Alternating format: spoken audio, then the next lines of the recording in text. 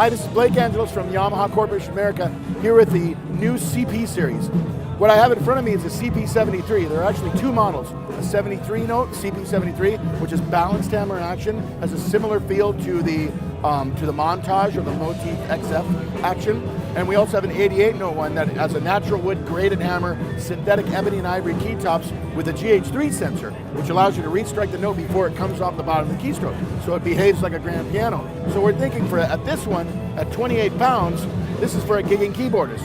At 41 pounds, the 88 note is great for a discerning pianist. So the cool thing is that outside of that, they're identical internally. They have all the same connection and everything.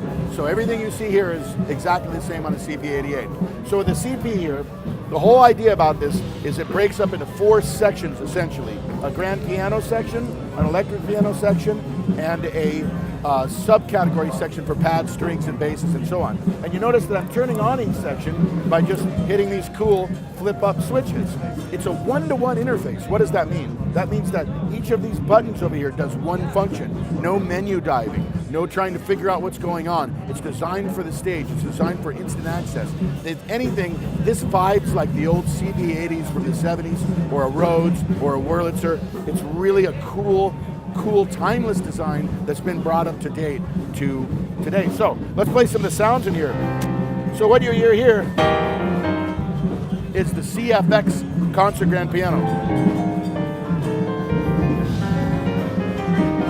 So this is our big, giant 9-foot piano, very beautiful, very pure sound. The thing I love about this, I just switched to the Bosendorfer, but you notice that the sound didn't cut off. Seamless sound switching all over this product. One sound, when you move to the other, it won't cut off the previous sound. So I want to play just the low end of the CFX. Now I'll switch to the Bosendorfer. You hear that ring through. Bosendorfer has a bigger, fatter kind of a low end, because a Bosendorfer Imperial 290 is actually an 8-octave C to C range, bigger than 88 notes. So you get that bigger resonant low end on this guy.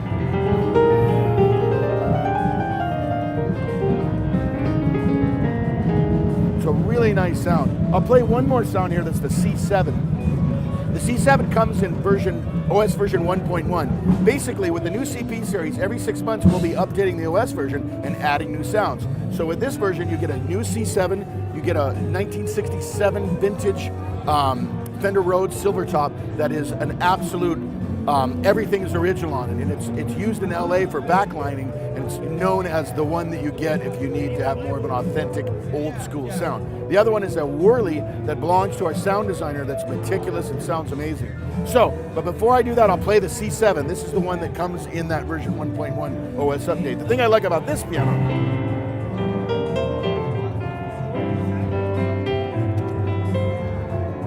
it's very expressive, but when I hit it, it's got a bite to it.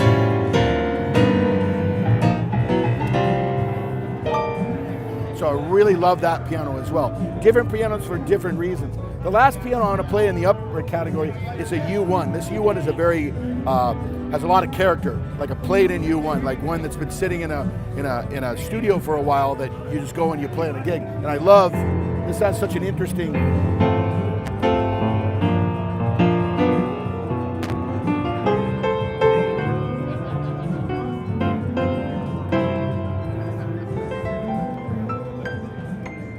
this piano sounded so imaged well, it really gets up in you. It's a really great sound. So that's the piano category. Now I can select sounds over here. This section over here is called a live set, so it allows me to get to sounds very quickly. So if I want to move to something like a split, it saves everything and recalls the panel settings that I have set here. So what I want to do is go up here to I'll just be on the CFX for now. I can also just use the one-to-one interface and not even use this and turn parts on. So we have different Rhodes sounds, different effects. That has the auto pan on here. I'll play a few of the different Rhodes that we have. So let's do something like one that has a little bit more bark.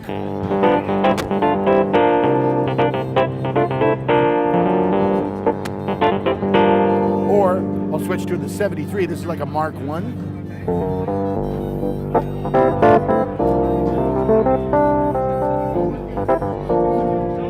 So one thing I want to do here is show you the drive. So right now I've been playing without the preamp drive in.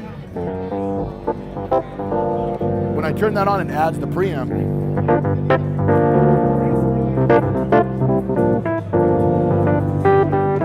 And I can overdrive it a bit more.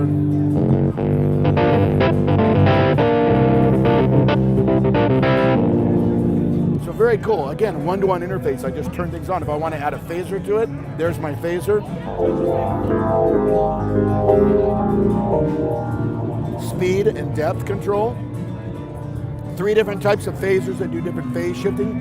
Very cool that you can do all this very quickly. And then over here we have things like, you know, this has a pad.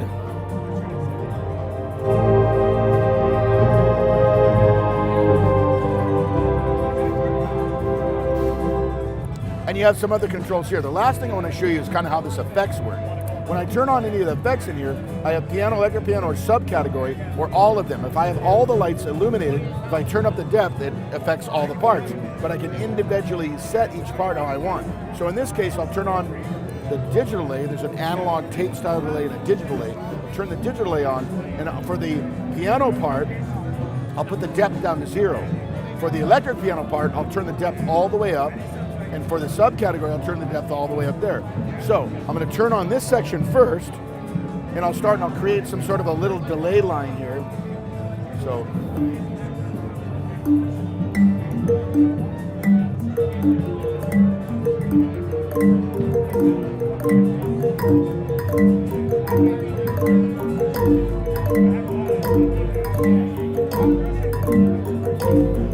I can switch sounds while I'm doing this.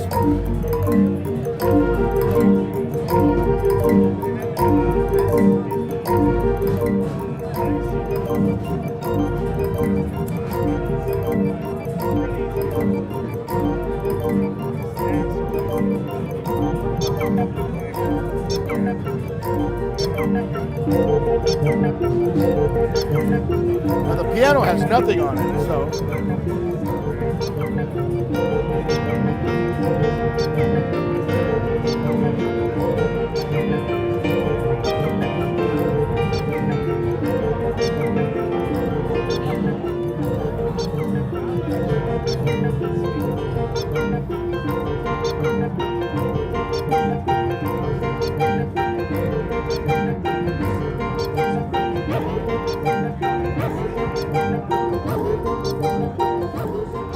So I love that about this one-to-one interface, that you can do, you know, the simple stuff, whether you want it from a stage piano, grab good piano sounds, electric piano sounds, layers, splits, and so on. But then you have this kind of cool delay area where I can do, you know, normal delay stuff, but I can add these kind of cool delay loops. So that's another cool thing about this. Again, the one-to-one interface, ease of use, that's what we were trying to get to.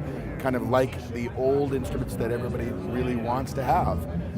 For the connectivity on the back, you have an XLR outputs balance that go to the console without the need of a direct box, and it also has line level outputs on the back that are unbalanced that go to maybe some studio monitors because they're both active at the same time, which is kind of nice. You also have 2 pedal, 2 switch, 2 foot pedal inputs, and then a USB 2 host port that allows me to send 2 channels of audio to a computer, 2 channels return along with MIDI.